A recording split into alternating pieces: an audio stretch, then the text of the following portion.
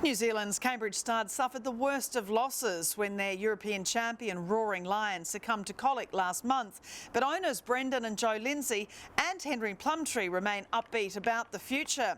Embellish is the pea in the pod of his champion sire Savabeel, and international sire Tavistock continues to get winner after winner. And Embellish won the Guineas. I've always liked him as a colt, and he's just got raw ability even right from the first start. You know, this is a stallion-making race, and this bloke's got a very bright future. Henry, we've seen a lot of, I guess, international horses coming to stand at Cambridge Stud, but it is nice to have a New Zealand-grown 2000 Guineas winner, Group 1 winner, by Savabeel in Embellish standing here, continuing that great legacy, of course, of Sir Tristram through Savabeel.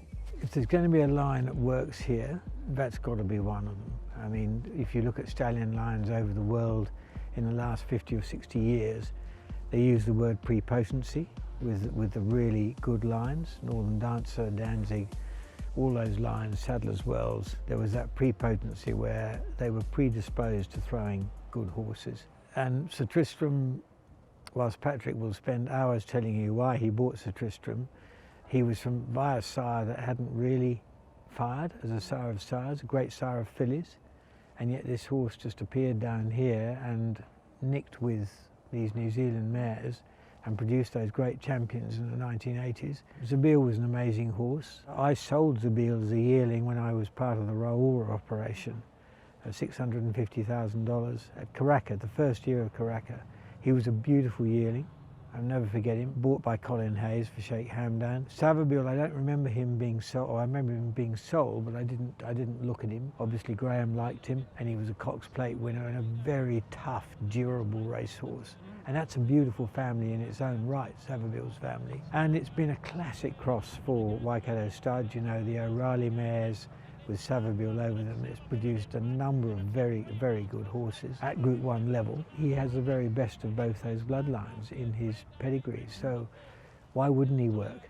And he's a Group 1 winner here, which you can turn your nose up at that and say, well, it's probably not that great, the greatest form. They can only beat their peers in the years that they're racing. I've had the often held view that New Zealand 3-year-old form is not that far behind Australian form, as we often find out in the autumn anyway. I think the tragedy for Embellish was that he went to Australia for the Australian Guineas. He didn't have a lot of luck in running, and he came out of the race with a nasty chip in a joint, which just effectively finished his career. His run in the Karaka Million was absolutely outstanding, and he was only beaten by a horse that everyone here considered to be the 3-year-old of the year, Scott Base. Very unsigned, but a bloody good horse. So, I think all of his 3-year-old year, he put his hand up and said, I am a really good horse. He's a beautiful looking horse. Waikato have got a lovely line of horses from that family every year at the sales. In terms of New Zealand breeding, it's as good as it can get. And actually, the support for him has been really good. He's at a realistic fee, and we've got shareholders in the horse, and we've got nomination holders. So he'll cover a decent book of mares, of which we are probably going to send 26, 27 mares, that sort of number. And we're excited to see them. Curra wins it. Curra beats Cyber Intervention. Your great international Group 1 producing stallion in Tavistock is right next door, and he's sort of had ups and downs of books of mares and so on, but the last few years he's been getting absolute quality. Yeah, I mean, Karen, I'm a realist about stallions, and every top stallion I've been involved with, and I'm going back to the 70s where Bletchingley was the first top horse, or Vane, they all have a quiet year from time to time. And generally, after you put their fee up, they have a quiet year. Whatever it is, good stallions overcome that, and they come back because they've had beautiful mares in the meantime sent to them. The 2-year-olds that he's got this year and the yearlings that have come through this year, there were 2 lovely crops of horses. Everyone would say, well, he hasn't had a signature horse. No, maybe not, but 53 winners by one stallion is a good number.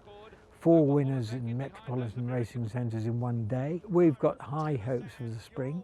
We're keeping quite a few Tavistock fillies to race ourselves. Look, I think he'll be fine. And Burgundy, I mean, this is the thing, you have to have, I guess, at a farm such as Cambridge, differences in the values for mare owners. He keeps plugging along.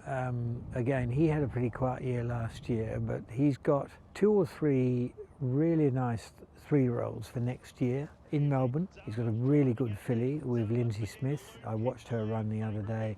She won like a really good filly, which we bred here at Cambridge Stud. He's got some horses this spring which we're sure they're going to put, because they're all good types. But as you say, a stud like us, you have to cater for everybody, and he's good value. I mean, it's no secret that New Zealand's at a crossroads at the moment. John the Sire's report has critical to the next 20 years, the adoption of that report. Because it's a government process, it's very slow. Is there a will within the industry for it to be adopted and for the industry to march ahead? Absolutely, there's a will, particularly amongst the studs. The sector that's really struggling is the racing sector, and I think they will be looked after probably first, and that's exactly the way it should be.